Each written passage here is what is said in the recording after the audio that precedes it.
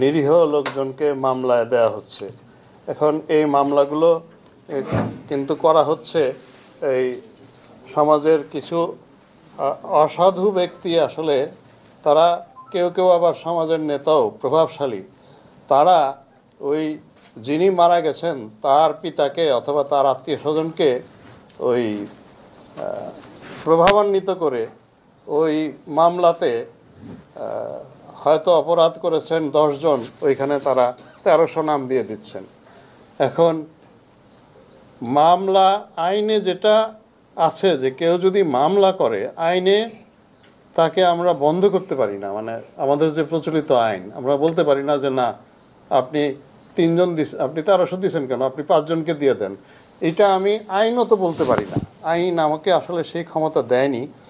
উনি যত ইচ্ছা দিতে পারেন, কিন্তু এখানে যেটা হচ্ছে যে নিরীহ লোকজনকে দিয়ে তাদের উপরে চাঁদাবাজি, তাদেরকে ভয় দেখানো, তাদেরকে বলা যে তোমার নাম বাদ দিয়ে দিব, এত টাকা দাও, ওসি সাহেবকে এত দিতে হবে, আমাকে এত দিতে হবে, অথবা কোর্টে আমি এই বাদীকে দিয়ে এফিডেভিট করিয়ে তোমার নামে তোমাকে দায়মুক্ত করে দেব। এইসব করে তাদের উপরে একটা বিপুল চাপ তৈরি হয়েছে, উদ্বেগ তৈরি হয়েছে, আতঙ্ক তৈরি হয়েছে। এখন এই জায়গাটায় আমি পুলিশের প্রথম দিন থেকেই বলে আসছি যে যারা আমাদের তদন্তকারী, যারা মামলার, তাদেরকে রিপিটেডলি আমরা বলছি যে তার তদন্তে যারা নিরীহ, যারা আদৌ এই ঘটনায় সম্পৃক্ত নন, তাদেরকে কোনো অবস্থাতেই গ্রেপ্তার করবে না।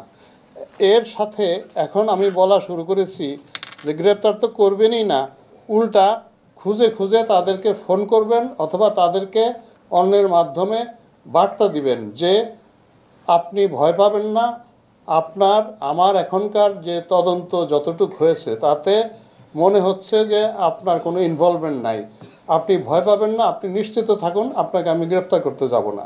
তদন্তকারী যিনি তদন্ত করছেন তার কিন্তু এইটুকু বোঝার ক্ষমতা আপনারা তো সাধারণভাবেই বোঝেন যে এই মামলাটায় 131 জনকে দিয়েছে নাম, আপনি দেখবেন অধিকাংশ লোকই এটাতে জড়িত না, আপনারাও বুঝতে পারেন, তদন্ত করে তো আরও বেশি বুঝতে পারবে, কারণ সে তো তদন্ত করে করেই তার জীবন কাটাচ্ছে, তার পক্ষে বোঝাটা আরও ইজি। তা আমরা একটা বারে বলছি যে নিরীহ লোককে গ্রেফতার করবেন না, আর এখন আমি বলছি যে তাদেরকে আশ্বস্ত করেন যে আপনারা এই ভয় পেয়ে এই চাঁদাবাজদেরকে চাঁদা দিয়েন না। আর এই যে বাদীকে ধরে নিয়ে একটা এফিডেভিট করিয়ে বলতেছে যে এই যে তোমাকে মুক্ত করে দিলাম, এই ভুলটাও তাদের ভাঙাতে হবে। ওইটাতে মামলার কোনো লাভ ক্ষতি কিছুই হয় না, ওটা শুধু হয়তো বা উকিল সাহেবের কিছু আয় হয় অথবা এই হয়। ওইটা তদন্তকারী যদি দেখে যে ওই ভদ্রলোকের ইনভলভমেন্ট আছে, যতই আপনি এফিডেভিট দেন, চার্জশিটে কিন্তু তদন্তকারী নাম দিতে পারেন, ওই এফিডেভিটের কোনো আইনগত মূল্য নাই, এটা মানুষকে বোকা বানায়। এই যে কিছু ধরনের টাউট আছে ওরা, তো এইটা আমরা বারে বলছি। আমি আপনাদের মাধ্যমেও এই সমাজের সবাইকে বলতে চাই যে এইটা আপনারাও একটু আমাদেরকে হেল্প করেন, মানুষকে একটু আশ্বস্ত করেন যে আমরা নিরীহ কাউকে গ্রেফতার করব না, এবং কোনো অবস্থাতে যদি কখনো এরকম হয়ে যায় আমাদের একটু নজরে আনবেন। অস্ত্রগুলির ব্যাপারে আমরা এখনও আসলে খুব মানে প্রায় 6000 অস্ত্র তৈরি হয়ে গেছে, এখনও তো আমাদের প্রায় 1500 এখনও আমরা উদ্ধার করতে পারি নাই। এই জায়গাটায় প্রায় 1500 কি এটা তাই আলামিন, তাই না? ওকে, এখন হ্যাঁ, সারা দেশে। এখন এই জায়গাটায় আমি আপনাদের সাহায্য চাই। আমি মনে করি কি ভাই, আমি মাটি খুঁড়ে অস্ত্র বের করা আমার জন্য কঠিন।